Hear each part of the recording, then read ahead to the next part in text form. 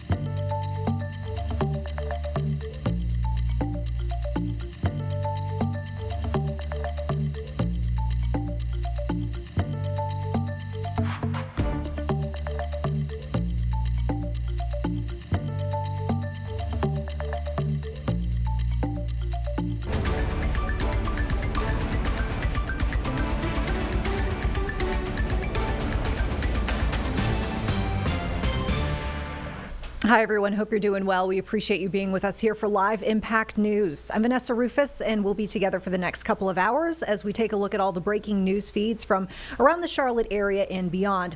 Right now, we want to get to a news conference which is underway as we speak right now in Minneapolis, Minnesota. We've got U.S. Representatives Ilhan Omar and Ayanna Pressley, who are holding a press conference following a visit to Carmel Mall in South Minneapolis.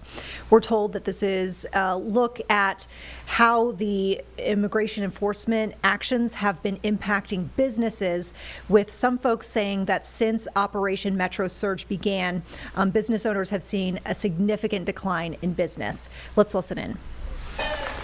And, you know, you and I have talked about this many a times, the president's rhetoric, the attacks from him since I've gotten into public office, from the right wing, has always been really to stop me from being in public service, to intimidate me, to make me want to quit. And my only message is it hasn't worked thus far, and it's not going to work in the future. Congresswoman, you blame his rhetoric for what happened last night. I'm wondering what, if anything, you've heard from your Republican colleagues. You know, blame is very interesting, but facts are more important. And what the facts have shown since I've gotten into elected office is that every time the President of the United States has chosen to use hateful rhetoric to talk about me and the community that I represent, my death threats skyrocket. For 4 years, since when he was in office, the first 2 years I was state rep, and the last 2 years I was a member of Congress. It was maybe my second or third week when he started attacking me. I became a freshman who nobody should have actually known I existed because I wielded no power, to having the most death threats of any member of Congress, to the point where I had to have 6 Capitol Police officers providing 24-hour detail to me and my family. He left office. Well, he was defeated. And Biden got elected. And for 4 years, it almost plummeted. Then he came back into office, and he reassumed his vitriol. And now, my death threats are the highest of the members of Congress. And last night, the man that attacked me was specifically upset that Trump's order to deport Somalis was not yielding enough deportations of Somalis. So he wanted to come get the person he thought was protecting the Somalis. Well, we are protected by the Constitution. That's right. I'm sorry to tell you the truth. We are protected by the Constitution. And so I do believe that the facts of the situation are that I wouldn't be where I am at today, having to pay for security, having the government to think about providing me security, if Donald Trump wasn't in office and if he wasn't so obsessed with me. It is ironic that just last night he was on stage moments before I was attacked, talking about me. And then when asked about my attack, he said, I don't think about her. Does he not remember? Is he suffering from dementia? How do you spend 20, 30 minutes on stage obsessing over me by name multiple times, and then moments later say, Ilhan Omar, I don't think about her. So hopefully that answers your question. We'll take one more question. We'll take one more question from the Somali reporters here. You had last night, what happened was shocked to us. You're not going to ask in Somali? Okay.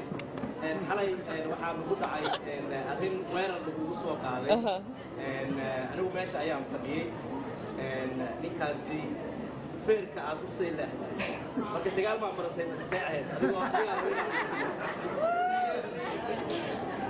Well, liibaan aniga waa isnaqaana. Inta dad oo Soomaali i yaqaano way og yihiin dagaalka inaan ku fiicanahay. Way og yihiin haddee gabdhaha Soomaalida oo wiilal walaalo la soo koro inay barteen sidii qof liskaga dhiciyo. Marka waxaan leeyahay haddii uusan security-gayga ninkaas dhulka ula dhici lahayn gacanteeda way gaari lahayd. Marka nasiib uu leeyahay in ay iga celiyeen. Yeah? Okay, thank you everyone. Have a good night.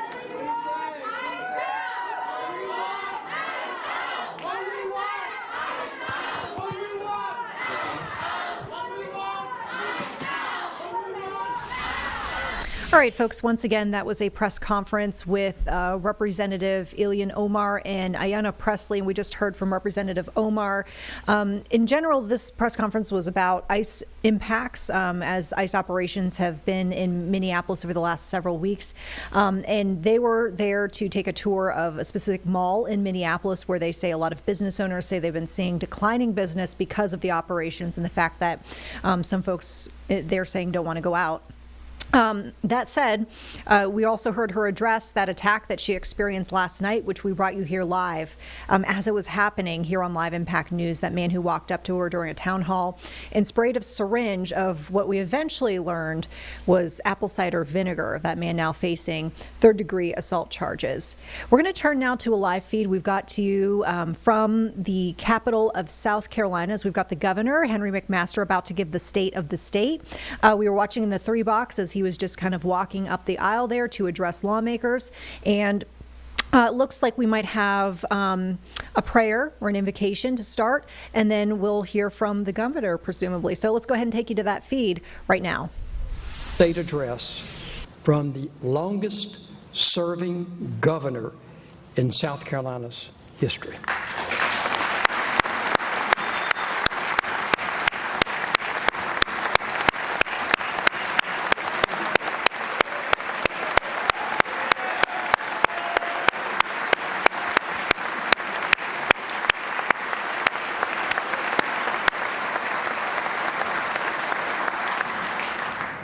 Further tonight,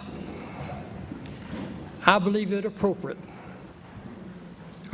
for us to pause in order to give thanks to this governor for his dedicated service to this state, the state that he loves, and for his tireless efforts to make South Carolina better and stronger today and for the generations that follow. I am very proud to call him my governor, and I'm even prouder to call him my friend. Governor, thank you for your great service to the state of South Carolina. Now it is my honor to present to you the Honorable Henry Dargan McMaster, the governor of the great state of South Carolina. Governor.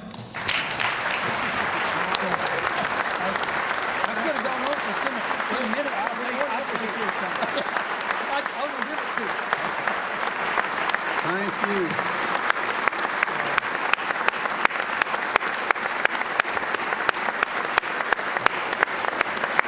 Thank you. Be seated, please. This is wonderful. What a great group. It's an honor to be in this place. Mr. Speaker, Mr. President, ladies and gentlemen of the General Assembly, justices of the Supreme Court, my fellow South Carolinians. We are here tonight to address successes, challenges, and opportunities. But first, as in prior years, I'd like to recognize those in uniform whom we lost in the line of duty last year, 2025. Deputy Nathaniel Michael Anseh of the Florence County Sheriff's Office. Deputy Frank Devin Mason of the Darlington County Sheriff's Office. Trooper First Class Dennis Dwayne Ricks, Jr. of the South Carolina Highway Patrol. Deputy Fire Chief James Jimmy L. Townsend of the Moncks Corner Rural Fire Department, to the families and loved ones of these brave South Carolinians, we offer our condolences. We're eternally grateful for their service.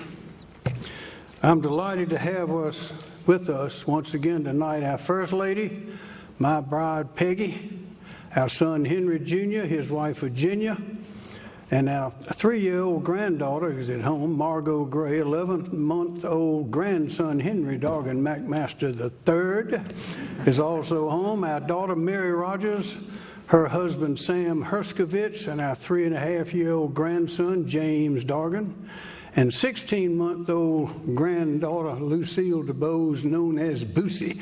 Will you please stand and be recognized?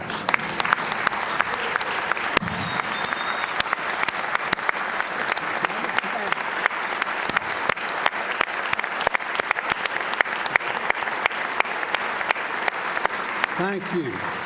Also, our Lieutenant Governor Pamela Evett and her husband David and our state constitutional officers are here. Will you all please stand and be recognized?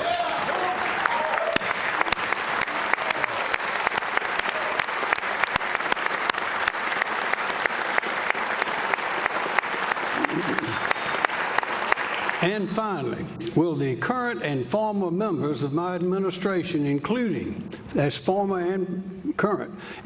cabinet agencies, gubernatorial appointees, executive staff from the governor's office, and the governor's mansion and gardens, please stand and be recognized, please.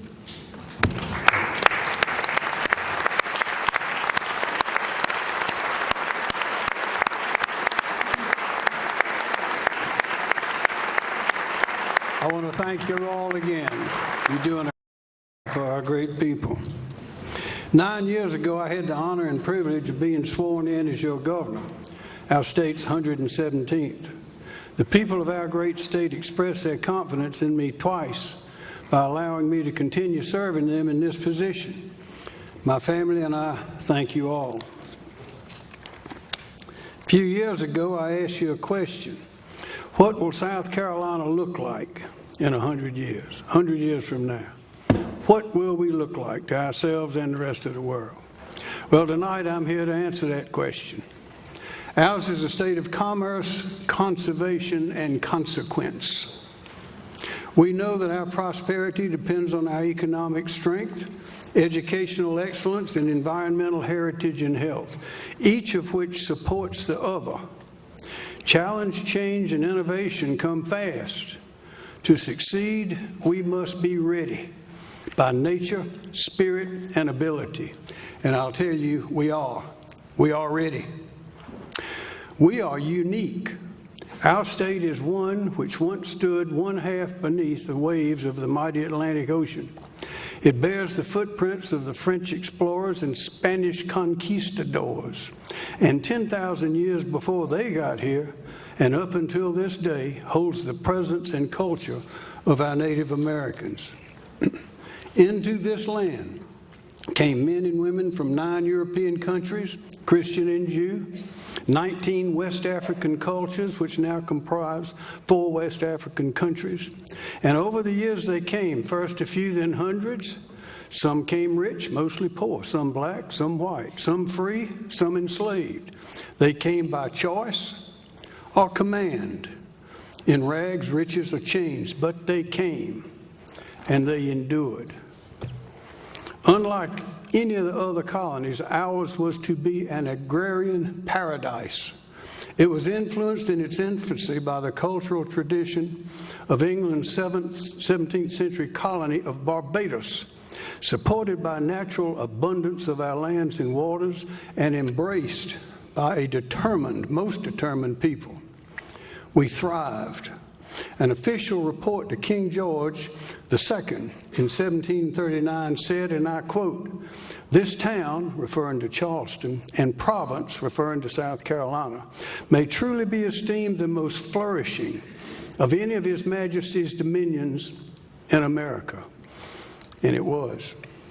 Our course of South Carolina, unlike others, was charted by the most skilled hands of the law, by the writings of John Locke and the legal acuity and acumen of our signers, learned men of experience and vision who were educated not by reading law, but in the Inns of Court in London, willing to give their lives, fortunes, and sacred honor to the new nation they were creating, and so proclaimed in the Declaration of Independence in 1776 to the world, and then in their covenant, a constitution for the people in 1787. Out of 8 signers of those documents combined, 7 of them were graduates or attended the Inns of Court in London. We had more lawyers in our colony during the colonial period attending the Inns of Court for their legal education than any other colony. Not by numbers, but by sheer willpower and determination did our people defeat the British Southern Campaign, thereby signaling the end of the Revolutionary War. We thrived greatly and thereafter rose from the devastating ashes of 1861 through 1865 like a phoenix determined to survive. Our state has lost sons in every war, world wars included. We've lived through pernicious piracies, the bombardment of Charleston by the British in 1780, the burning of Columbia in 1865, as well as dozens of epidemics, 2 pandemics, one recent, and a bountiful procession of hurricanes, tornadoes, droughts, and floods. Our people have endured and struggled through a Great Depression, recessions, and threats and acts of worldwide terror, and all the while, from then until now, holding fast to their families, their faith.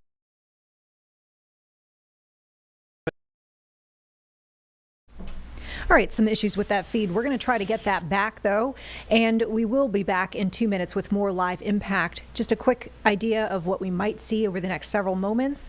Maybe returning with Governor McMaster. I'm sure you also saw in our 3-box earlier, there is a 1-year anniversary memorial happening as we speak in Washington, D.C., and that is honoring that DCA mid-air collision. So that was that American Airlines Flight 5342 and the military Black Hawk helicopter. There was a Charlotte-based flight crew aboard that American Airlines flight. Sadly, they collided almost 1 year ago today, and all 67 people perished. So that might be another event that we dip in just a bit. We'll be back in 2.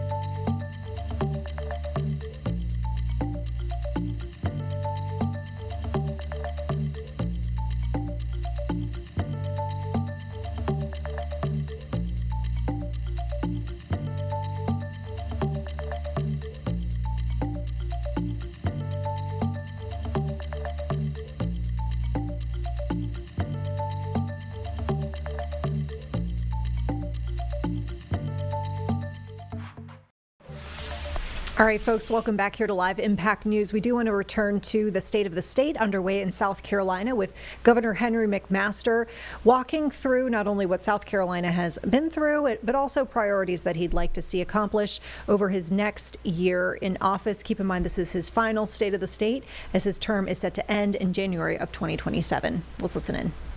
Our state, they remark on our people, the character and nature of our people themselves. Visitors do the same. They sense our people's loyalty, patriotism, kindness, and steadfastness. They see the natural paradise in which we work and live. They see the historic confluence of our Judeo-Christian and military traditions, and they like what they see, sometimes more clearly than we do ourselves. We have become known as the handshake state, where your word is more valued than any signed contract. I saw the chairman of BMW twice, 5 years apart, say, in South Carolina, I'd rather have your hand in mine and your word than a signed contract. In the last 9 years, by working together through collaboration, cooperation, and communication, we have created our own great chapter in the illustrious history of our state, South Carolina. Ladies and gentlemen, the state of South Carolina, our state, is an outstanding example. Today, our economy is strong, creating large budget surpluses year after year. Last year, we announced over $9.1 billion in new capital investment and more than 8,100 new jobs in both rural and urban South Carolina. I'd like to recognize several of the businesses which announced their confidence in our people by their substantial capital investment in 2025.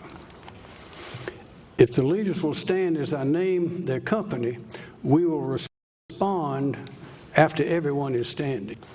In Allendale County, Hampton Lumber is establishing the company's first sawmill on the East Coast, creating 125 new jobs with a $225 million investment. Welcome, Mr. Brett Griffin, Senior Vice President of Manufacturing, Hampton Lumber.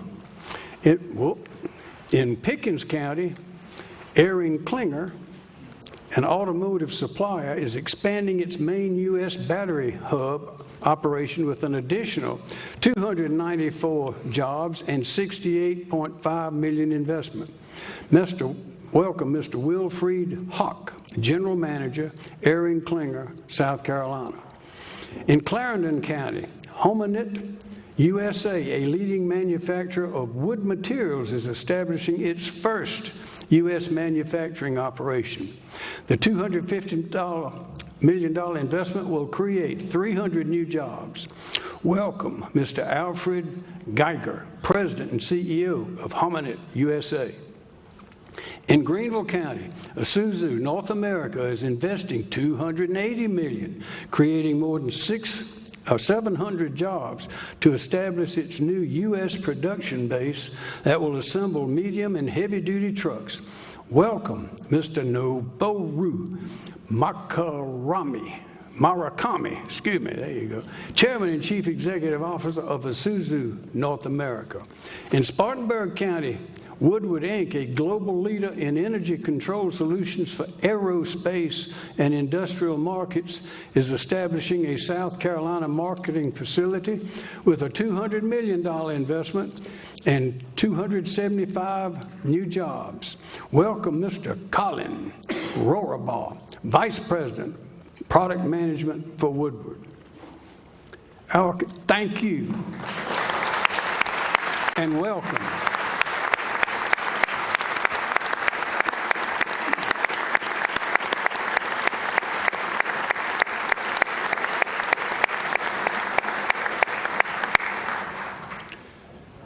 Since 2017, we've announced over $53.7 billion in new capital investment and almost 100,000 new jobs. Why?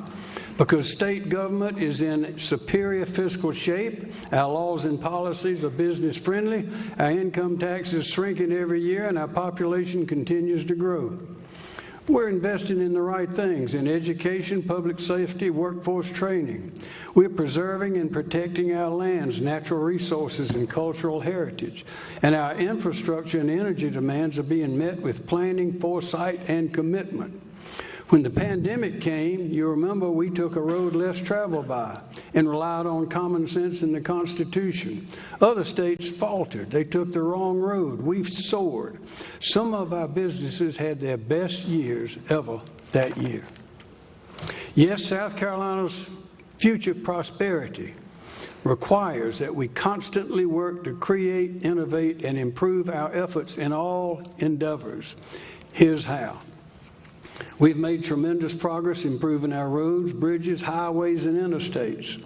Today, there are almost $7 billion worth of active projects underway across the state, up from $2.7 billion in 2017. In the last 4 years, we've added an additional $1.4 billion to state budgets for new construction. However, inflation is here. Inflationary construction and labor costs threaten to create crippling delays and busted budgets. It is critical that this year's budget invest an additional $1.1 billion in new surplus money to keep these projects moving and on schedule. Our population, last year the U-Haul rental company ranked South Carolina as the #1 destination for their moving trucks and vans. I believe it. Left unaddressed, we will face future problems with water, sewer access, traffic congestion, road and bridge repair, demand for electric power generation, public safety, school overcrowding, health care, availability, and everything else. Therefore, I submit to you that time has come and reality requires that we seriously assess whether our state's infrastructure and government services will be able to catch up with this unrestrained, out-of-state population growth as it continues at this rate. We must act. On tax cuts, we must continue to have them. Until a few years ago, we had the highest personal income tax rate in the Southeast and the 12th highest in the nation. Not anymore. 5 years ago, I signed into law the largest tax cut in state history. As a result, South Carolina taxpayers have kept an additional $1.275 billion of their own money in their own pocket. This year, I have again proposed cutting the personal income tax rate as much as we can, as fast as we can, and as often as we can. And if the General Assembly can find a way to eliminate it altogether, I will sign it the second it arrives on my desk, and that's a promise.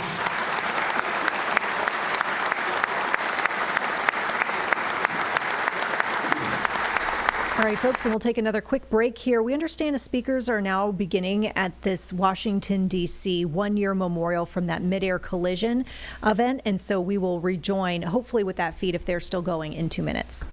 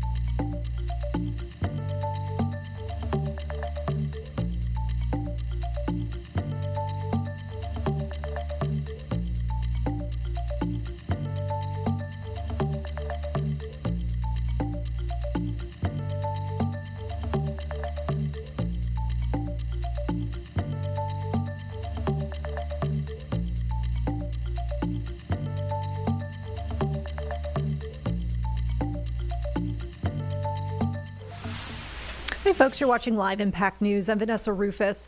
Right now we're seeing a feed out of Washington, D.C. tonight where, as we speak, there's a memorial underway commemorating nearly a year since that D.C. mid-air collision, which involved an American Airlines flight and a military Black Hawk helicopter. You remember on board the American Airlines flight, a Charlotte-based flight crew. Tomorrow is the one-year anniversary, and we know that over the next couple of days, there will be a series of events meant to honor the lives lost, 67 people who perished. Let's listen into some of the speakers right now.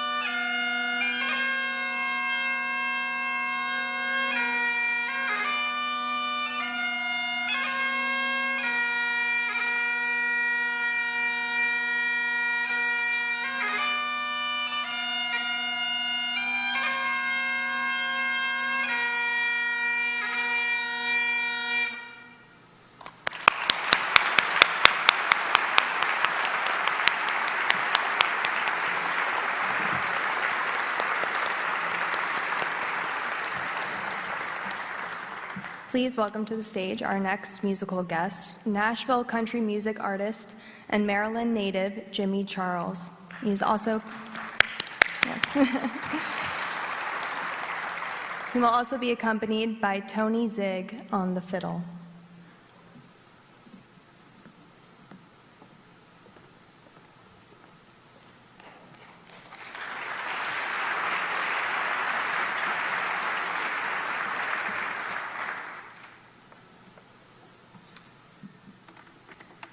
It's quite the honor to be here today. Thank you so much for having me, and God bless all of you. I'll play a few songs for you tonight, and I hope it brings some healing and some peace and honors the 67, all of your families and our first responders. They've all been chosen by the families who organized this beautiful event tonight. First one, a song that I wrote about times of tragedy, when it can feel like there's no tomorrow. It can be hard to move on. But love is the most important thing in this world, and I know there's a lot of love in this room.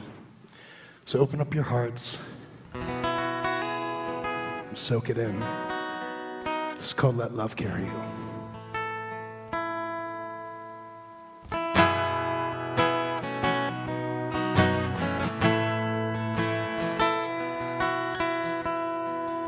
When you can't see tomorrow, all your troubles and sorrow, and you need a little faith to borrow, let love carry you. When the hard times come a-calling, and it hits you without warning, and you can't stand from falling, let love carry you.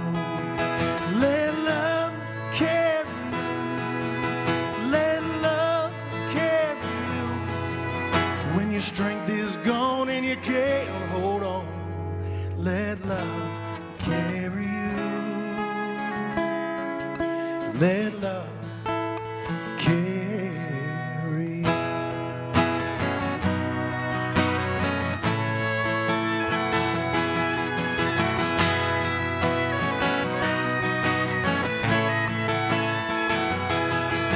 So open your heart to that feeling.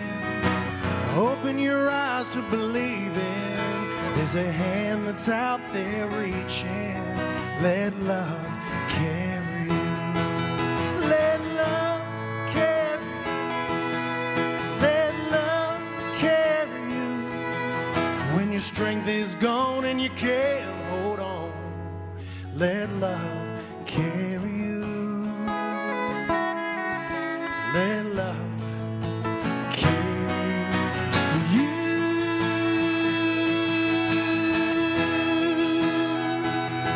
Carry you.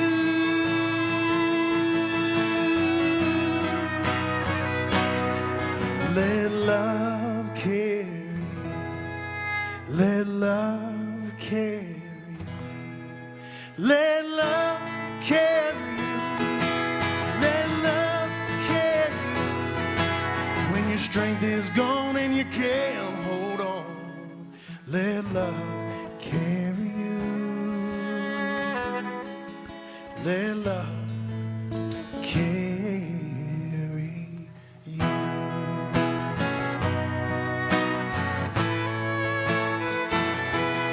When you can't see tomorrow, through all your troubles and sorrow, and you need a little faith to borrow, let love carry you. Let love, let love, let love, let love carry you.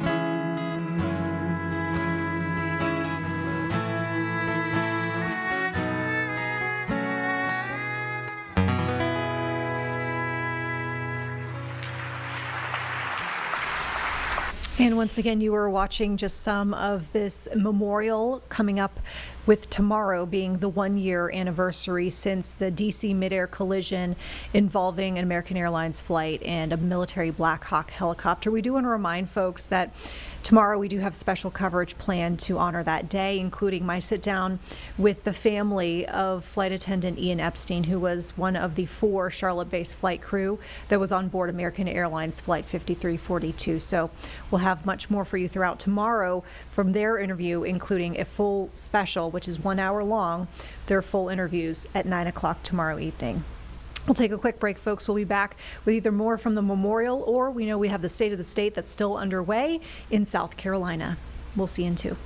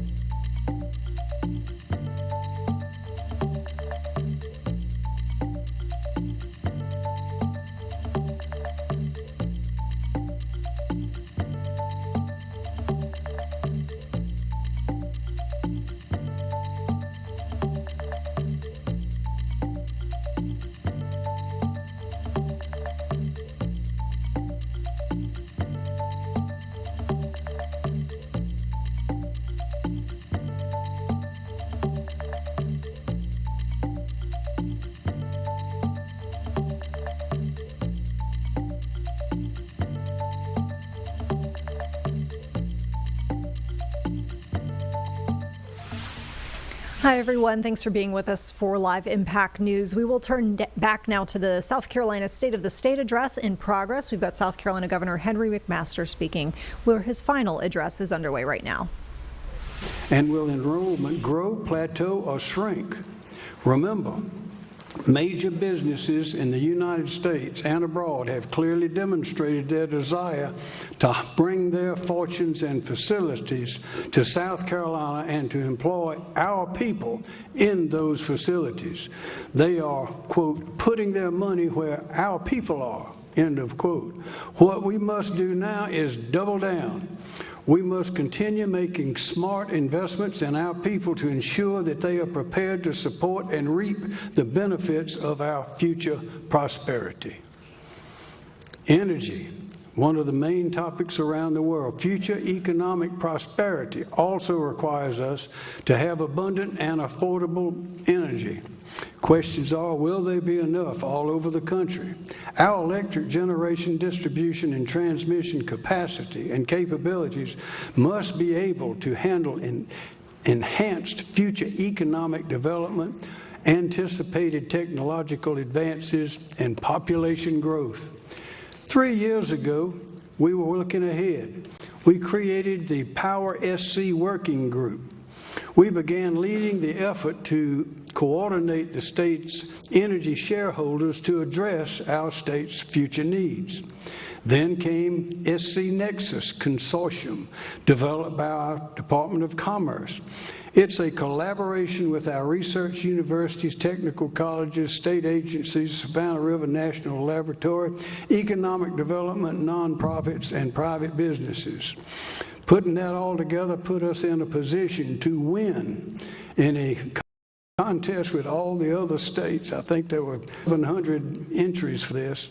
There were only going to be 12 winners, and we are one of them. We won designation as one of the U.S. Department of Commerce's 12 regional technology and innovation hubs in the country, and are eligible and have been receiving for research grant funding valued at up to $70 million annually. Our focus, power. We were thinking ahead, and we hit it just right. South Carolina, therefore, will lead our nation's nuclear renaissance. Our early preparations and the decision later by Santee Cooper to restart the construction of our 2 unfinished nuclear reactors at the VC Summer Nuclear Station marked the beginning of a national effort. And I'll tell you what we did. All that equipment, many parts, millions of dollars worth, we didn't sell them all off. We put them in big shelters, put them in warehouses, climate control. They're right.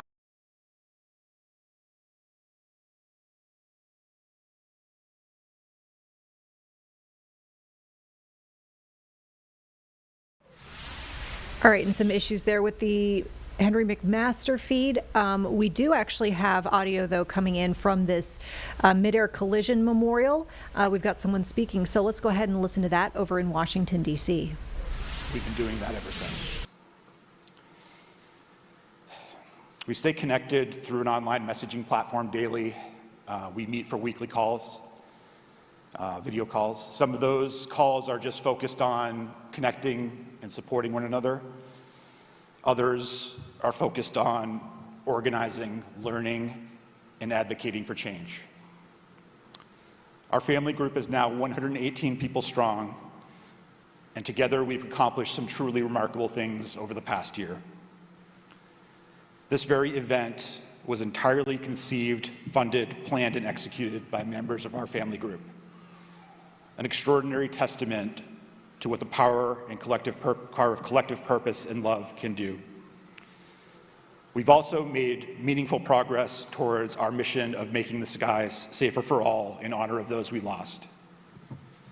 The people you'll hear from next have been among our most valued partners on that journey. Chairman Ted Cruz and Ranking Member Maria Cantwell of the Senate Commerce Committee worked across party lines to develop the Rotor Act, an ambitious bipartisan set of safety reforms that will finally turn long overdue NTSB recommendations into law. The Rotor Act passed the U.S. Senate unanimously in December and now awaits action by the House Transportation and Infrastructure Committee. Please call your congressmen and urge them to take action immediately. One congressman that you don't need to call is Congressman Don Bayer, who's been one of our strongest voices in the House of Representatives, and he'll be joined by Aaliyah Gaskins, Mayor of Alexandria, Virginia, to share something special they've been working on together. And as we saw on full display yesterday, Jennifer Homendy, chair of the NTSB, has inspired all of us through her leadership, tenacity, and unwavering commitment to keeping families safe as they move through life. And finally, our first speaker, Secretary of Transportation Sean Duffy, confronted the tragedy of Flight 5342 on his very first day of the job. Since then, he has offered our families candor, respect, and a true seat at the table as we've worked together to ensure that something like this never happens again. Please join me in welcoming Secretary Duffy to the stage.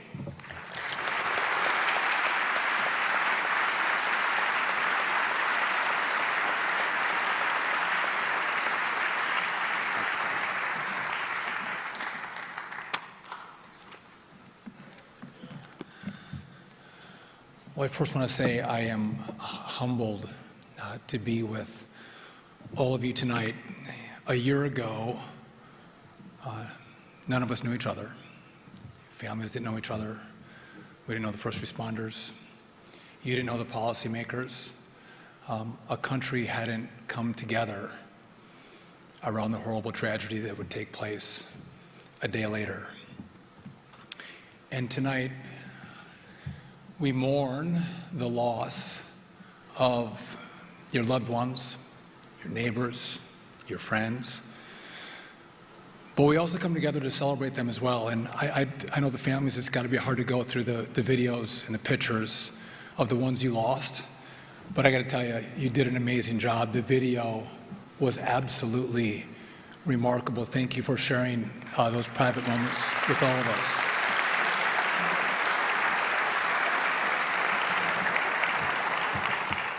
It's a video that shows life, hope, dreams.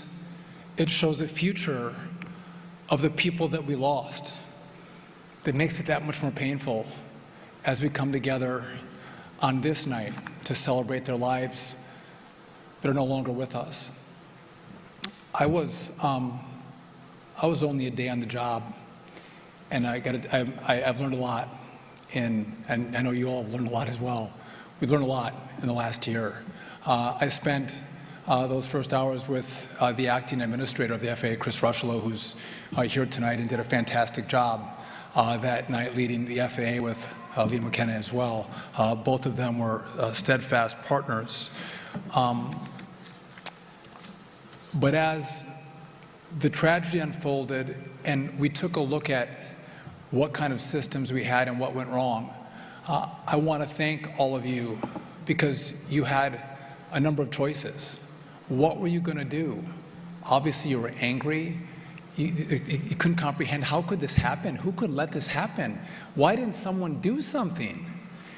And you had choices. And you made a choice to pay it forward. To pay it forward in a way that some other family wouldn't have to go through what your family went through. And you channeled it into positive energy to make a difference. And I want to thank you for that because you have made a difference. And I want to talk about a couple of the things that have happened in the last year. And so with the NTSB, who's here tonight, and Chair Jennifer Homendy, on the day after, we came together and made a decision with the FAA that we were going to ban fixed-wing cross traffic in DCA, the cause of this crash. We were going to stop it, no more. I'm going to tell you, there was some pressure to bring this back. We're like, no, it's not coming back.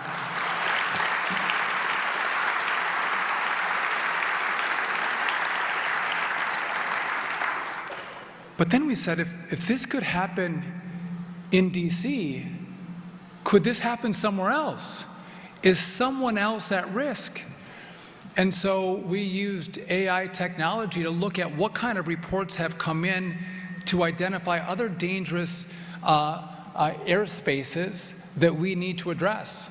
And we found several, and we all worked together and addressed those issues that we use modern-day tools to find, but modern-day tools that should have been used on the months and years before this tragedy took place. The FAA has undergone a reorganization effort. And sometimes we say reorganization like your eyes will gloss over. But this is important because part of this reorganization, first in the history of the FAA, is going to prioritize safety. It's going to The FAA has undergone a reorganization effort. And sometimes we say reorganization like your eyes will gloss over. But this is important because part of this reorganization, first in the history of the FAA, is going to prioritize safety.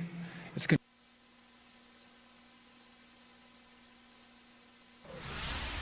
All right, folks, we apologize for the issues. We're going to try to get back there to this feed from the memorial service marking nearly 1 year since that midair collision in D.C. We're hearing from the Transportation Secretary. Bear with us. We'll be back in 2 minutes, hopefully with more from that feed.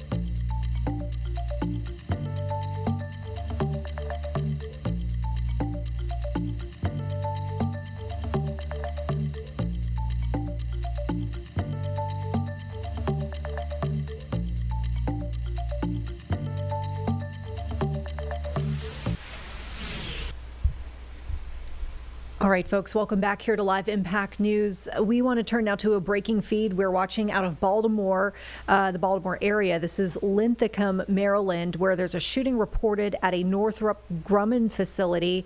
Police say a contracted security worker has been taken into custody. They're calling this isolated. Let's listen in. That's what we're looking into right now, but again, it appears that it was some sort of dispute between these two individuals, these two contracted security guards inside of an office area. I'd be remiss if I didn't stress this did not involve any Northrop Grumman employees. Again, no Northrop Grumman employees were involved. These are individuals that were contracted security guards there at the facility.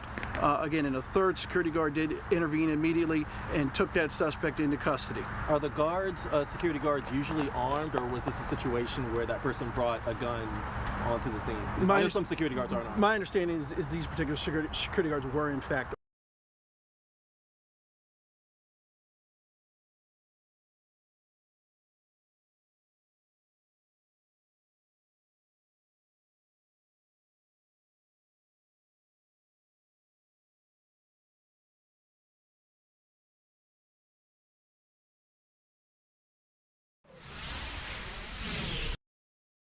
is these particular security guards were in fact armed. Okay, so that is part of their, their normal. As part of their duty, correct. Gotcha, Yes. Gotcha. Do you have the name of the suspect and the age? Good question. We're not there just yet, but again, we're early in the investigation. When we get to that point when our criminal investigation division is ready to release the name of the suspect, we will release the name at the appropriate time. I also want to mention that we're not releasing the name of the deceased victim, the adult male, at this time either, as we're attempting to make notifications to next of kin. You said it happened in the office area? That's my understanding. I don't know, just the office area inside of that facility, that secure facility. Gotcha. I'm going back to the argument. Was that a verbal dispute or was it a physical dispute? My understanding it was like a verbal dispute that escalated obviously very quickly when the suspect pulled out the firearm. Gotcha. And actually earlier, I'll just ask again, I don't know if maybe anything changed. Do you know the name of the security guard company they work for? Not releasing that at this time. No. And this happened at 3:30, you said, right? We got the call from MDTA police around 3:35 this afternoon, and then we responded. And again, we're actively processing the scene, as you can imagine, collecting any potential evidence, interviewing any potential witnesses. But as you can imagine, I mean, that's a very, very traumatizing thing to have happen there, certainly in the workplace. But it was isolated and it ended very quickly, and we're fortunate for the interaction of the third security guard, who was there to take the individual into custody, and our partners with Maryland Transportation Authority for their quick response and immediate notification. You said that you are still in the process of identifying the suspect, so it would be safe to assume that you don't know yet if he has a criminal record and what that is. It's just early on. We have information, we're just not able to release it just yet. So when, tomorrow we'll certainly put out some preliminary information, and when detectives are at that place in the investigation that we can release the name, we certainly will. And any indication as to what the charges will entail? I don't expect it to be typically in this type of case. You could be looking at first or second degree murder and related charges, but we'll certainly release that when it's finalized. And any other similar calls to this facility of this type? Not that I'm aware of. Again, we're treating it as an isolated incident. Again, appreciative of the cooperation from our law enforcement partners and Northrop Grumman employees and their security team as well. I'm assuming it's been evacuated. It's been like evacuated and everything. Like when the employees were sent home and everything. Certainly isolate the area where this took place. Of course, yes. What do you say to employees that may be scared to show up to work tomorrow, or maybe like anytime there's a workplace? I mean, this is technically a workplace shooting. What do you say to these employees that may be scared to show up to work tomorrow? May feel a little. Certainly understand how people are impacted differently. Northrop Grumman certainly we had that discussion as well. So if there's any resources that need to be provided, they certainly would be looking into that. We have resources as well. Our agency can provide assistance with our crisis intervention team. They're internationally renowned, so understand how that can have traumatizing impact on people and can impact people very differently. There are resources available, but we do want to stress that there's no threat to the community. This was isolated to one location, and it was a dispute between two individuals. Was it just one gunshot, or was you shot? I don't have particulars on that, but we're certainly part of the investigation. What's that? Or where he was shot either? I don't have that information either. That certainly would be part of the investigation that we're going to be looking into. Gotcha. 2 adult males, right? Sorry? I know you mentioned this happened in an office area. Is there any telling of how many other Northrop Grumman employees were in the building or in the immediate area near the office where this happened? I don't have a number, but I can tell you the building was occupied, and it was in the afternoon, and there were employees in the building, yes.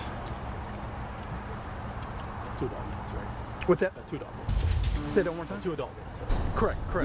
The way this happened seems to be a little strange, a little All right, folks, this is a new press conference that just came into our feeds here. This is out of Fulton County, Georgia, Atlanta area, where we're hearing there's been an FBI raid. This will be a matter that will go to court, that will be in the courts, and that's where Fulton County will raise its concerns at that time. How concerned are you voter information will be compromised?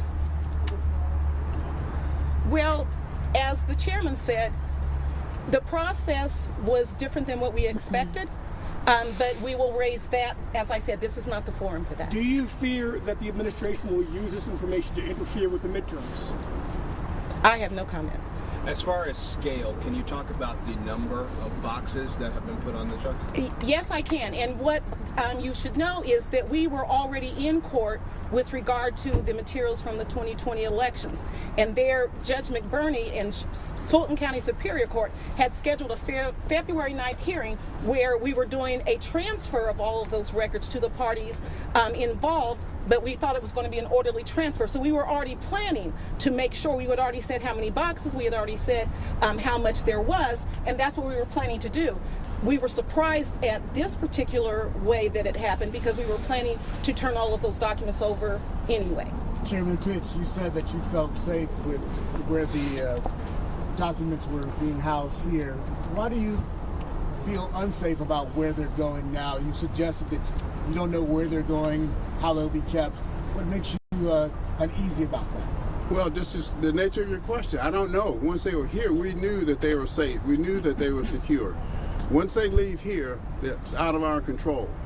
Chairman Pitts, they have told us, the FBI has told us, that these ballots are going to be taken to Virginia. Do you think that that's actually where they're going to go?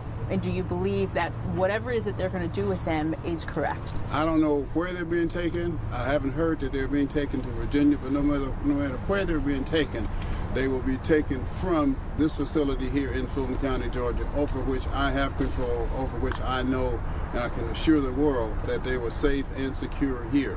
Now that they're no longer here, I cannot guarantee anything. Chairman, what message do you want to send to Fulton County voters?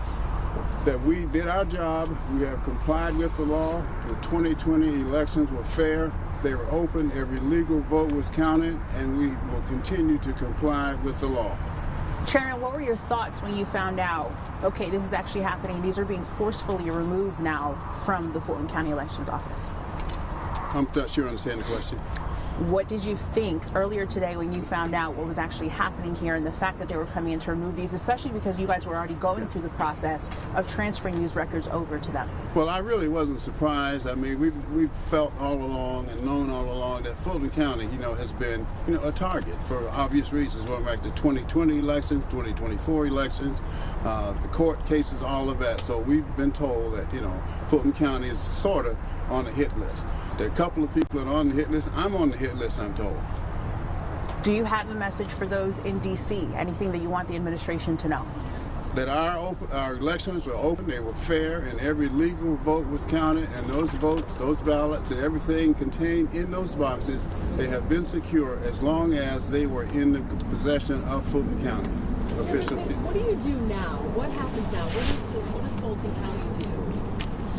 What's next? From a legal point of view?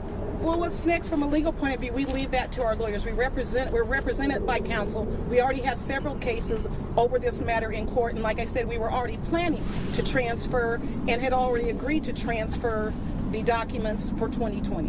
We know that the Deputy Director of the FBI is here, as well as Tulsi Gabbard. Have you guys had any communication with them, if at all? And if so, what was that communication like? They have not communicated with us. I'll take one more question. Why do you believe this is happening?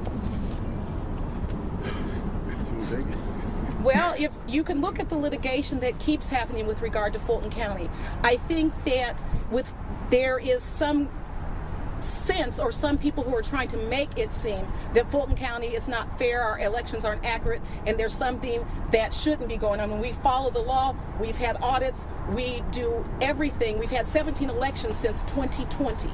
And there have not been any major errors, and so to come now is surprising to us. All right, everyone, thank you so much. Thank you. All right, folks, those were county leaders addressing the reports that FBI agents had executed a search warrant at the Fulton County Elections Office today near Atlanta, Georgia. As you saw on some of our bullet points that we put on the screen just now for you, the FBI apparently left with some boxes, and later on a spokesperson confirmed that those boxes contained ballots. This is all tied to records that were involved with the 2020 election. We know that the president has long focused on Fulton County as what he says is a key example of what went wrong during the 2020 election. And his pressure campaign there was actually, it culminated in a state indictment that we saw that accused him and 18 other people of illegally trying to overturn election results. We're going to follow this story, of course, as we get more details either within Live Impact tonight or in the coming days. We'll keep you updated. We'll take a quick break here. Back on the other side with more of your breaking headlines.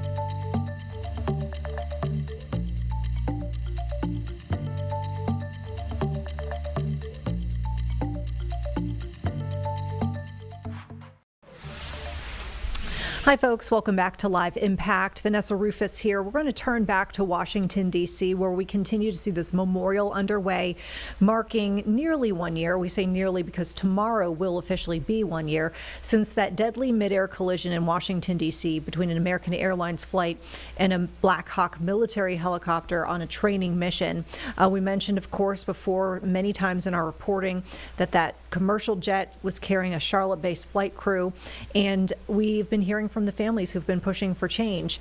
Right now, during this memorial service, we're seeing NTSB Chair Jennifer Hamady speaking, and we know that she has pushed very strongly for changes as well and safety improvements in the wake of this crash. Let's listen in.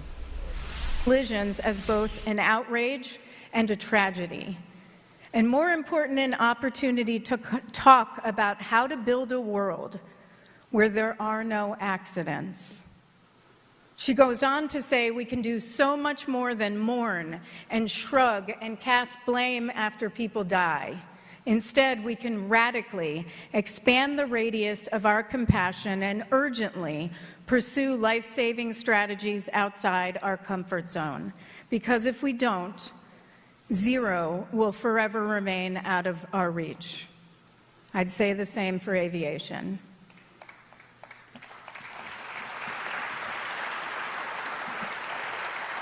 We at the NTSB believe zero is the only acceptable number of lives lost in transportation, all throughout transportation, zero. Some people say it's not attainable. I say that's not true, because if we don't have zero as our goal, that means we are accepting that some people should die.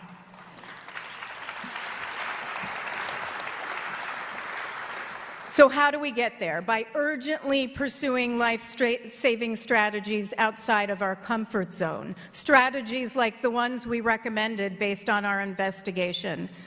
But those of us in the aviation community must be unafraid to acknowledge that these systemic failures that led to this tragedy are ours to fix, even if they predate us. Unafraid to take accountability, unafraid to be 100% honest in acknowledging what went wrong and 100% committed to fixing it.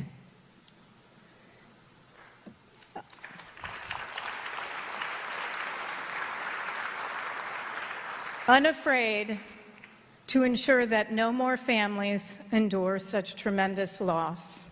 Unafraid to fight for their sons and daughters, their spouses and partners, their parents, their friends, their colleagues and classmates, their coaches and teammates, their union brothers and sisters, and I say that because some of your loved ones were union brothers and sisters.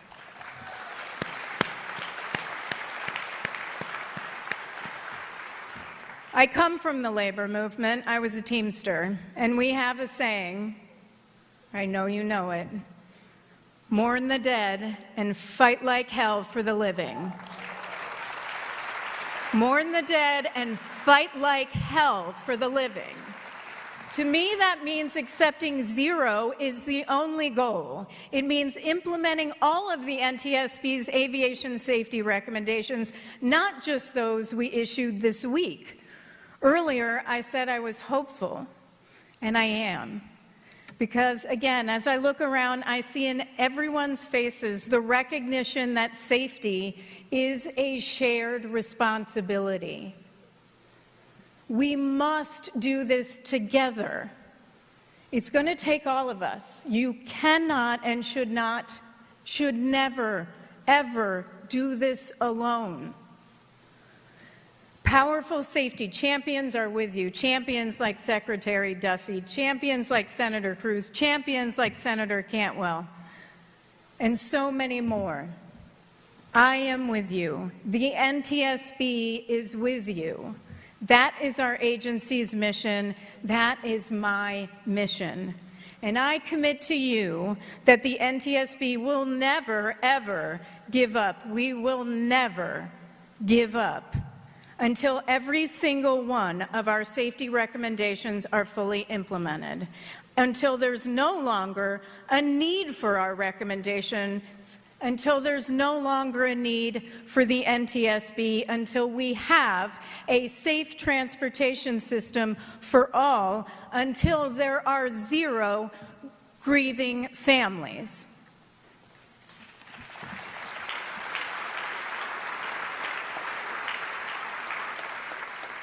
Today, we remember your loved ones, but today, we demand action.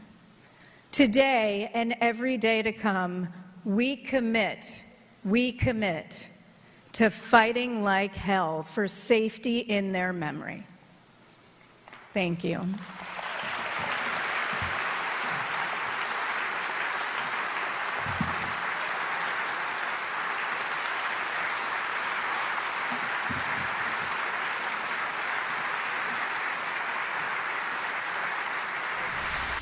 All right, once again, that was the chair of the NTSB, Jennifer Homendy, and she's speaking at that event that we are seeing honoring 1 year since that deadly midair collision in Washington, D.C. As we mentioned, took the lives of 67 people, including 4 crew members who are based here in Charlotte. As we've been sharing with folks too throughout the evening, tomorrow we do have special coverage planned on the actual anniversary, including my sit down with the family of one of the flight attendants, Ian Epstein, hear from his daughters and from their mother about not only getting the phone call that night, hearing that their family member was involved with this crash, but also all the changes they've pushed for since.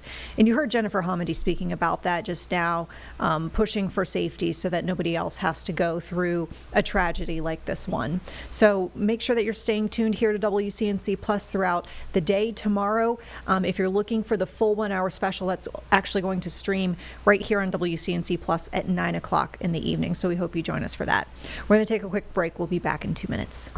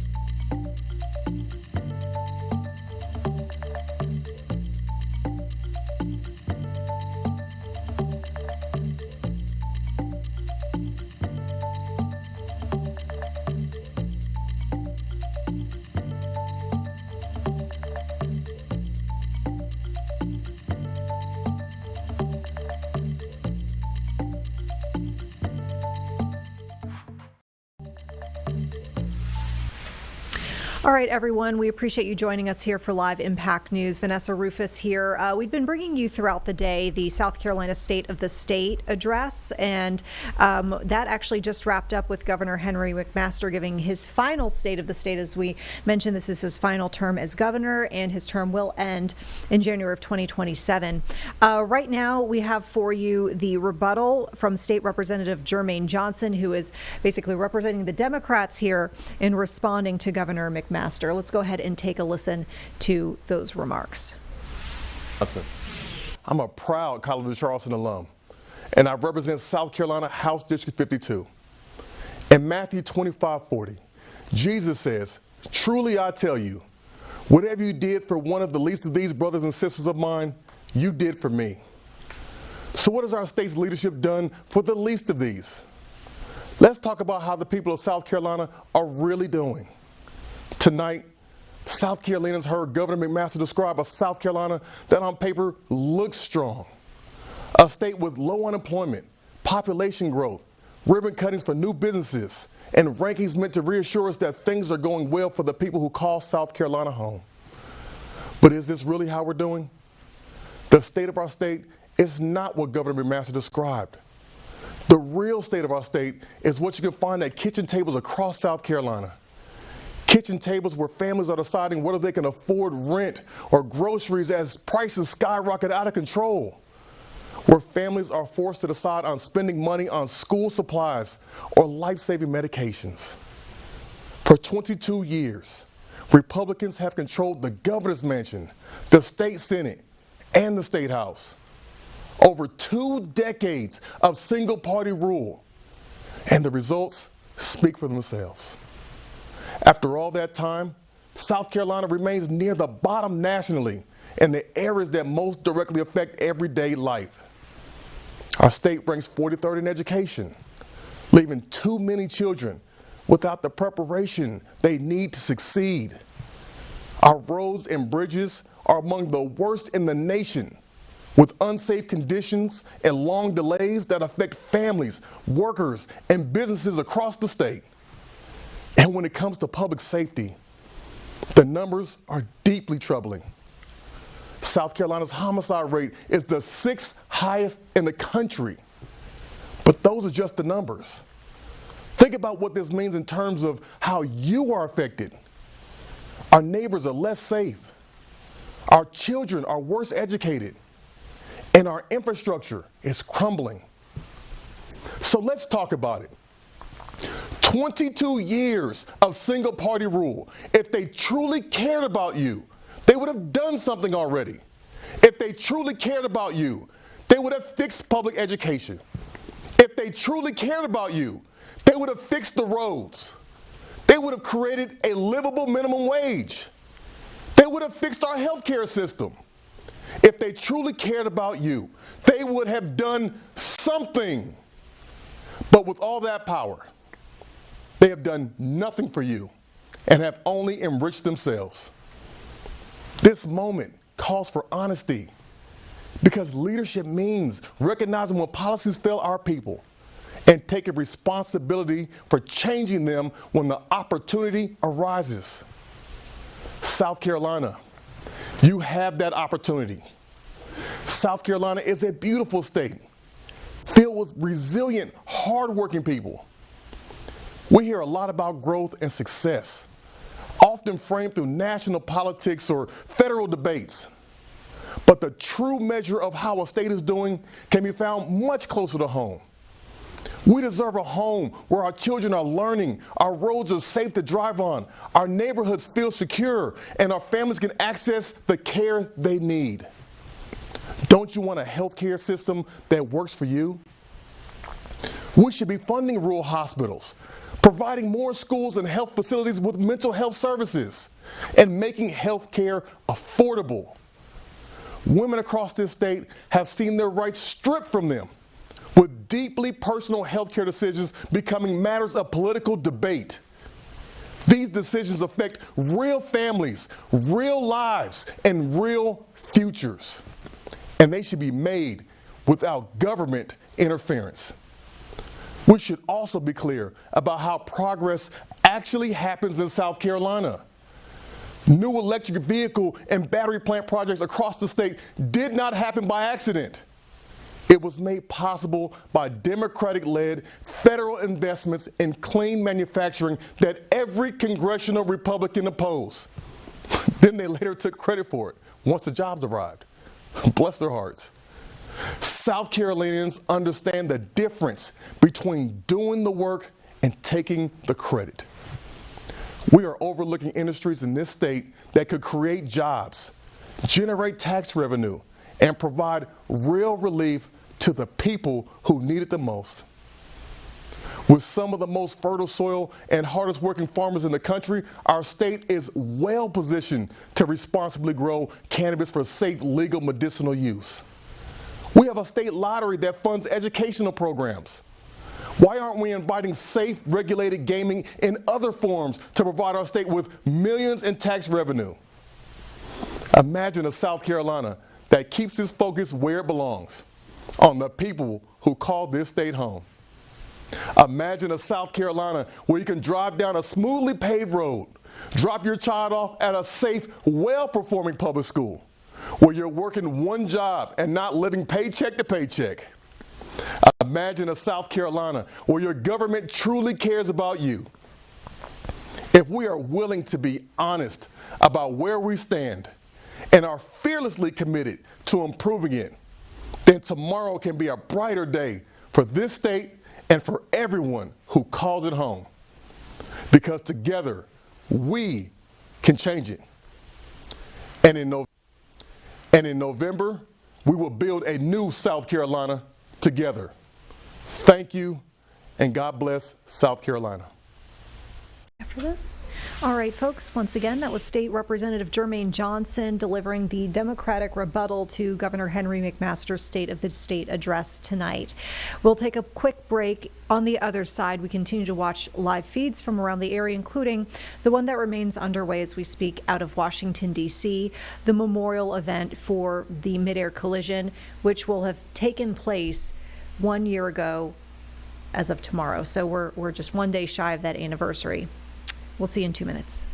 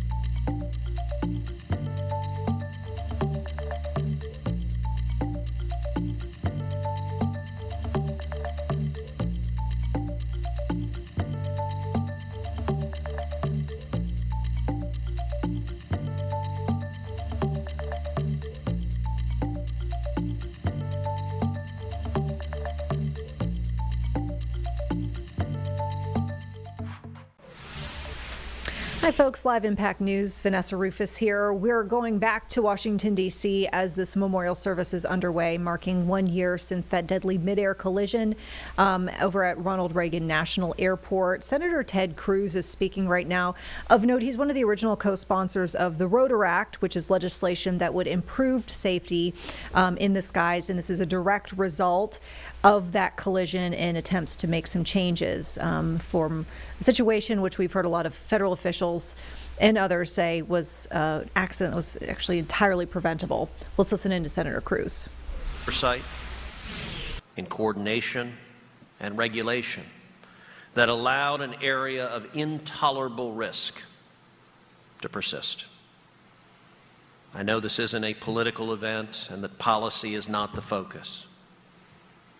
But I want to convey a very real message. In Congress, we have made serious progress in advancing the Rotor Act, bipartisan aviation safety legislation. We're very close to having it become law. Thanks to the effort and leadership of the many of the families gathered here tonight, the Senate has passed the Rotor Act unanimously, every Republican, every Democrat coming together to speak as one.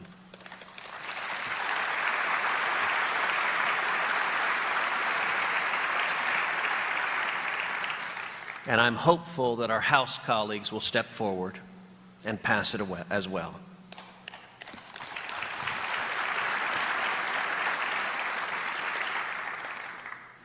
The reforms being debated would not have happened without the tenacious advocacy from family members here tonight. For that, I want to say thank you. Thank you for investing your time and energy and grief into action. I am committed to seeing this work through, to honoring the lives lost by ensuring that meaningful aviation safety reforms become law. While we cannot change the past, we can work together to create a safer future, one that honors your loved ones, not just for how they were lost, but for the enduring impact that their lives made. Thank you, and may God bless each and every one of you.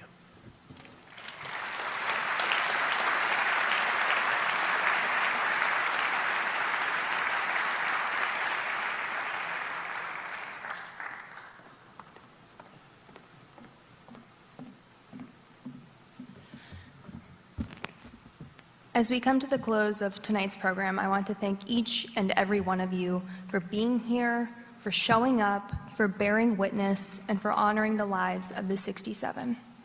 This night has been about community and what happens when we don't let tragedy be the final word. We have heard from the families who have turned their unimaginable grief into purpose, from the first responders who ran towards that danger without hesitation, from advocates who continue to push for answers, accountability, and change so that no other families have to stand where they stand right now. While nothing can undo what happened on the night of January 29th, the legacy of the 67 is still being written every day. In the courage of their loved ones, in the reforms that are being pursued, and in the collective resolve to do better. As you leave here tonight, I hope you carry their memory with you. Carry it in the way that you look out for one another, in a way I know the families do. In the way you honor service, in the way you choose compassion, even when it is hard. May we continue to remember the 67, not only for how they died, but for how they lived, and the change their lives continue to inspire. Thank you all for being here tonight. Thank you for remembering, and thank you for ensuring they are never forgotten.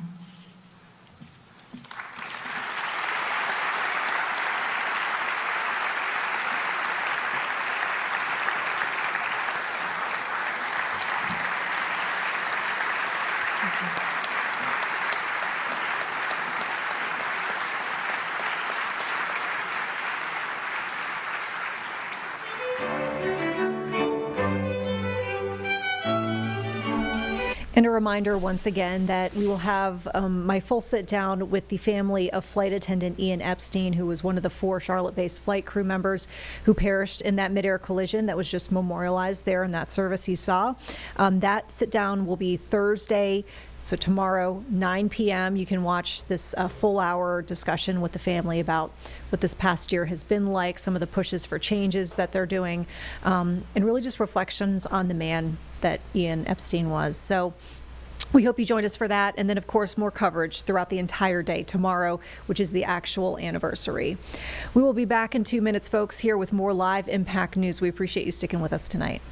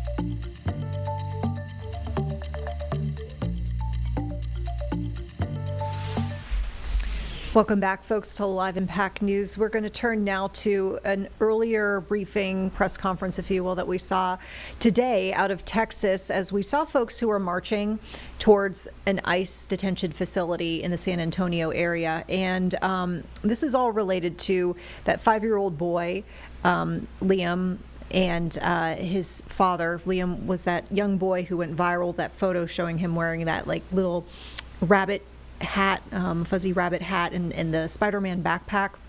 Well, today we saw folks basically outside that detention facility calling on Homeland Security to release Liam and his father. Let's listen now to that press conference. You see how he appears in that photo with his energy. He seemed lethargic. His father said that Liam has been sleeping a lot, that he's been asking about his family, his mom, and his classmates, and saying that he wants to go be back in school with his classmates. He's asked about his backpack and his cap that he was wearing when they picked him up in Minnesota. I let him know that his school and his community, his family, and our country love him, and we're praying for him. I told them that we would do everything that we could to get him out of there. Right. I demanded from ICE that they release him. I told them that most of America wants Liam released and that he should really be released immediately.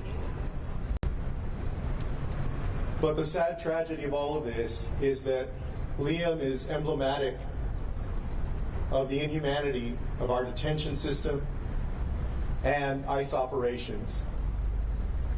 There are many other kids just like Liam who are in detention as well, and Jasmine and I met with many of them and their family. There's a 2-month-old baby who's been there for 4 or 5 days. There are kids under 5 years old.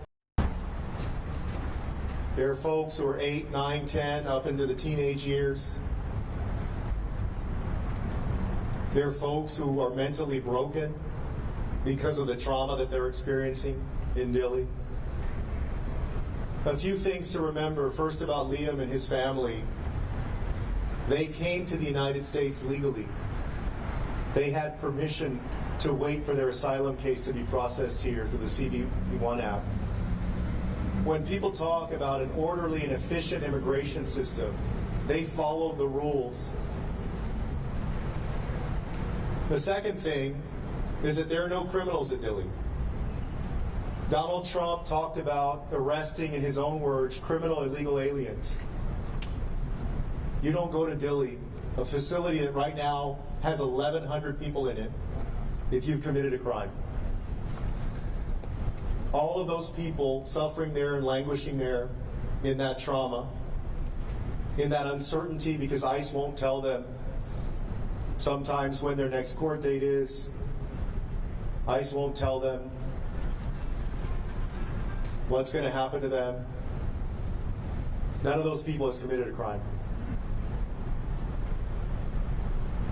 And so I would ask President Trump, who himself has grandkids who are of the age, I know, young, of some of the kids that we met with today, to think about what it would be like if his grandkids were behind bars or in this kind of prison.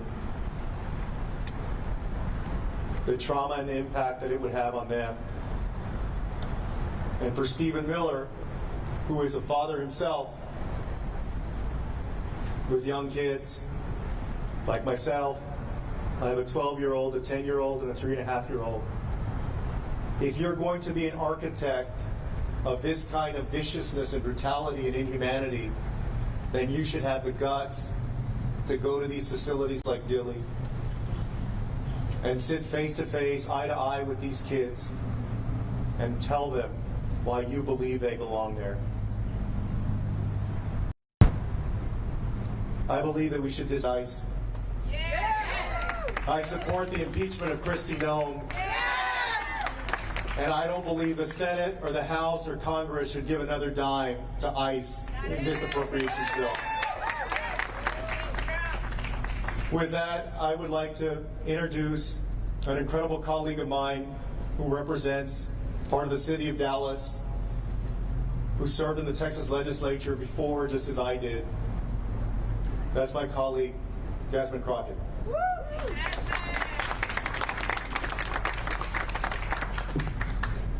I just want to paint a picture. Imagine being a free-willed, loving kiddo, and all of a sudden one day you're thrown on a plane, you're sent 1,500 miles away from home, and you don't understand what's going on. All you know is that your friends are gone, you have one set of pants, one shirt, your dad washes your pants and your shirt out every single day and then hangs it by a unit to try to dry it overnight. You don't have your mom, who is currently 4 months pregnant with your sibling. And frankly, at this point in time, to the extent that you've stopped eating. This is the story of Liam. The sad reality of what we found when we went to Dilley was that Liam was not the only one. You have so many mothers in this facility. They didn't care about themselves, I'm gonna be perfectly honest. They were concerned about their children. We heard the same story over and over and over about how they were depressed, about how they weren't eating, about how children were throwing up. We went into a housing facility, because I don't know that they were really trying to take us into one, but we went, and there was an area that was almost set up like a kids' play area. And we walked in, and as soon as we walked in, everyone kind of flooded towards us. And at some point in time, it seems like they told us that they were actually educating these kids. And the kids were like, no, we're not in school. We're not getting anything. And so my staffer is like, what's up? Because y'all told us they were getting this. They reopened this facility that had been shuttered under the Biden-Harris administration. They reopened this facility back in April of last year. They continue to house children there, and they are not getting any education. Their education is being thwarted. And then when pressed about it, they said, well, we're working on it. And I said, well, what exactly are you doing? They said, well, we're going to get some packets in here. And I said, what are the packets going to do? Are you going to have teachers? Well, we have somebody that has an educational background. Listen, I did criminal defense work, y'all.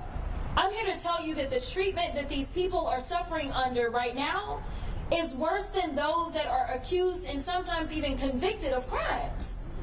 That's how bad it is. So people wonder, like, why is it that people are outraged? Why is it that the people in Minneapolis have taken to the streets? Because they are kidnapping their neighbors. We know that Trump lied. We know that all he does is lie. Because the first thing I wanted to know was how many criminal convictions do y'all have? How bad are these folks? Oh, no. You can't be here and have a record. Y'all, I can't tell you how many innocent, precious children we talk to. We talked to a 16-year-old, and one of my staffers says, man, the level of maturity on that kid. That kid had about 4 younger siblings and his mom. They had been there for 8 months. When we walked in, they gave us a packet, and it said the average detention time was 28 days. We didn't meet anybody who had been there for less than probably 2 months. This is not right. And when I asked the person that is over the attorneys that are there to represent the government, I asked them, I said, you know, what is happening? You've been here long enough. You're a government employee. You've been here through various administrations. And frankly, he said, the difference is somehow they're trying to prosecute these cases while keeping people in custody. That is not what they normally would do. That is what this administration has decided to do. They have decided to play with people mentally. They have decided to tell people things like, well, you're not going to be able to see your kids if you do this, or we're not going to do this if you do that, or we're not going to give you your court dates. This is terrible what is happening. And I really don't know what it's going to take for there to be a wake-up call in this country, but I am here to tell you that we are supposed to be better than this. We talk to people that are saying, you know what, I'm from Cuba, as one woman said, and she was crying profusely saying, and they are sending me to Ecuador. What are we doing? So I'm here standing with my colleague because, no, we won't fund this nonsense. We both voted no on that bill. We are asking our colleagues in the Senate to do their part. Stand up for people. Stand up and show them what humanity looks like. We know this administration doesn't care about us, but frankly, when people literally are talking about the water that they are drinking is not safe, if you allow this to continue to happen, then you are complicit. We have to do our part as the legislative branch. We have the power of the purse, not the president. It is time for us to flex our power. So thank you so much for being here. I am now going to turn it over to my colleague who leads up the Congressional Progressive Caucus and is representing a portion of San Antonio as well as Austin. Greg Casar. Thank you, Congresswoman, and thank you so much for being down here and visiting Dilley. And of course, thank you to my colleague, Congressman Castro. I'm Greg Casara. I'm proud to represent the ground we stand on in San Antonio as long as they'll let me. Quiero que la gente aquí en San Antonio sepa que estamos aquí luchando para la liberación de Liam Ramos. Estamos aquí luchando para sacar a ICE de nuestras calles, de nuestras cortes, y diciéndole a nuestro gobierno que queremos que el gobierno federal se enfoque en nuestra seguridad y bienestar, no en separar a nuestras familias. Estamos aquí para liberar a Liam Ramos. Punto y fin. Today we say with one voice, free Liam Ramos. Free Liam Ramos. Donald Trump ran for the presidency, saying he was going to go after, quote, the worst of the worst. Today, he is holding a 5-year-old in a prison. Last year, they arrested 3,800 minors. You've seen the picture. A small child, Spider-Man backpack, scared and alone, used as bait by federal agents. Whatever your politics, I'd ask you to stop for a moment and imagine that that's your child, your little boy or little girl.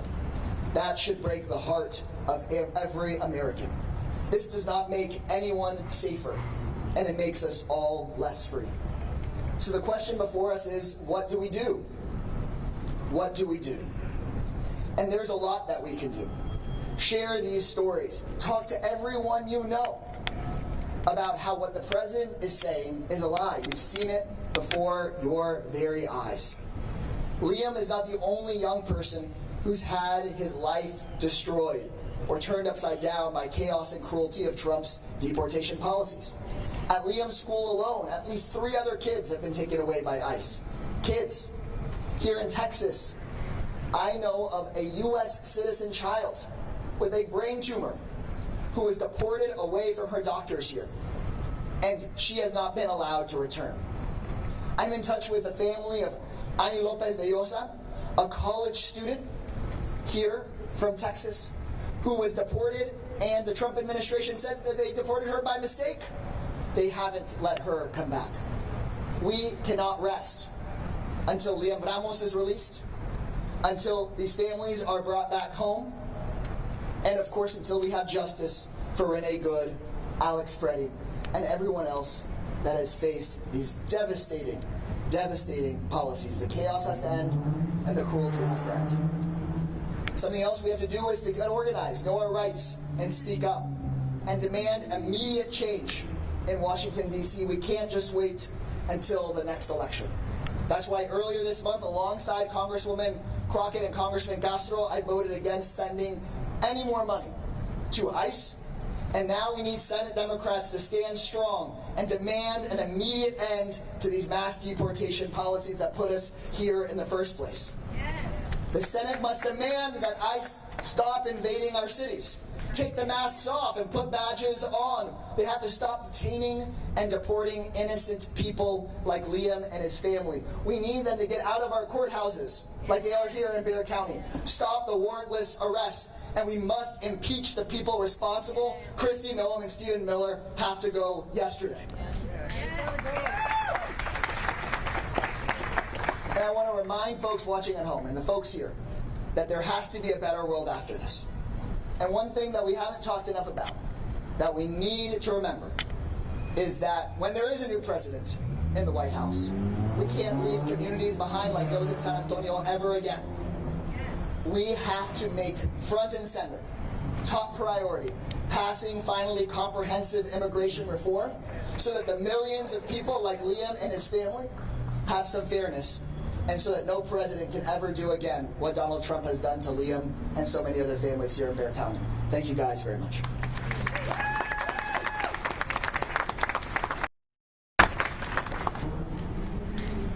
And I'm passing along to somebody, but their name is hiding under my folder. Dear colleague and friend, I'm proud to call up State Representative Gina Hinojosa.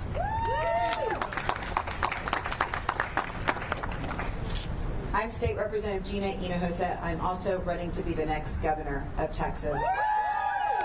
And I want to thank everybody who is here today to highlight and put attention on what is happening, because what we know is that there is an effort to censor the criticism, the negativity, the truth that is happening with these ICE raids, that is happening with these children who are being taken. We experienced it ourselves. We tried posting it on social media, on TikTok. We were shadow banned from posting criticism of ICE. That's why it is so important we're here to speak out. First, I want to speak to the fear that people are experiencing back home. The fear is real. People are scared. Americans are scared because we have all witnessed with our own eyes the brutality, the violence, and even the killings at the hand of a lawless government. We mourn even the killings of Americans. We see the fear in the eyes of children snatched from their families, treated like hardened criminals. And we know that many of these families are American families that are being targeted. Because for many of us, we come from mixed status families. That is my own experience, in fact.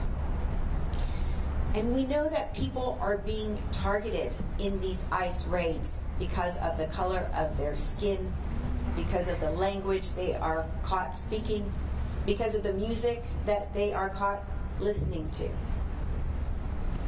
Let me tell you that I was born and raised in the Rio Grande Valley.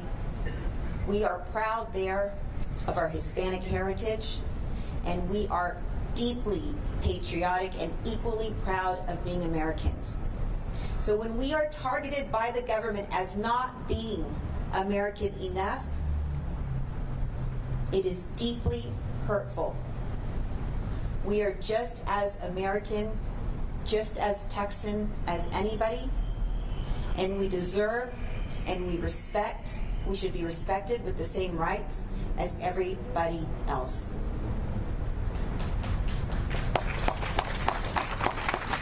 We should all be asking, why is this happening? There is a saying that's gotten popular, the cruelty is the point. I don't believe that anymore. What I think is happening is the cruelty is the mask to hide the corruption that is driving this system. See, last year, these private prisons started getting these contracts to hold people taken by ICE. Now they're all going to private prisons. These places are operated by private prisons. There are really only two in the whole country. One is Geo Group, one is Core Civic. CoreCivic is the largest owner of real estate, private real estate, that the government uses. Their biggest investor is BlackRock, a multinational corporation that is in the business of maximizing profits for its shareholders. Those profits, by the way, are 100% paid by the taxpayer. Geo Group is the other private prison company that also has the same for-profit model that it operates under. It also happens to have given tens of thousands of dollars to Governor Greg Abbott right before he decided to license these family detention centers, which is why we have families in here and children incarcerated in Texas, and it's not happening anywhere else. That is the corrupt reality that we live in Texas and in America. People ask all the time, what can I do? What do we do? The answer is that you are already doing it. We are already doing it. By refusing to believe the lies coming from a lawless government, by refusing to stay silent, by refusing to stay home even when it is scary and the fear is real. We are making a difference. Change is happening. We are winning back sanity and humanity in this country. The courageousness we are witnessing in Minnesota and Texas and all over this country, that is the way forward. It is working. Don't stop. Because what we know is though government is broken, the people are not. Though the government has fallen to authoritarianism, the people are free. And the people are fighting back. And that's the way the people will win. Thank you. Next, I'd like to call up my colleague, Trey Martinez-Fisher, who is the Dean of the San Antonio House Delegation. Thank you. Thank you, Gina. Good afternoon. I'm Trey Martinez-Fisher. You've heard these speakers, and let's review where we're at. In the last 48 hours, Senator Ted Cruz told the president, you're losing the narrative on immigration, change up the language, we're losing credibility. We have a governor of this state who has now said we need to recalibrate the tactics of Minnesota, which I think is rich, coming from a governor who put barbed wire on the border, buoys in the water, and now oversees a police force that is shooting tear gas into crowds of peaceful protesters. Many of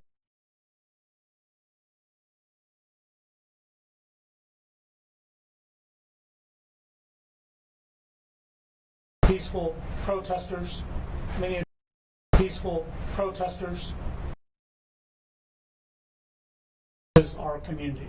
We know about Liam coming through San Antonio. We know about young Genesis, a 5-year-old girl who was picked up in Austin, stayed in a San Antonio hotel before she went to Dilley. And so that puts all of us on alert. And for San Antonians, this is not the fight we have asked for, but this is the fight that we need to finish. And we have a very rich history, and we have credibility in standing up for our community. Let me remind you that Texas has the largest African American population in the country. We have one of the largest Latino populations in the country. And when we needed a state-observed holiday for MLK, San Antonio civil rights leaders organized that in Austin. When Latinos felt like they needed a helping hand, the founding of LULAC, the founding of MALDEF. All right, folks, and our time here on Live Impact is coming to a close now. We do hope you have a great evening. Stay tuned here on WCNC Plus for the 11 o'clock news in just a bit. Now to our next hour of programming.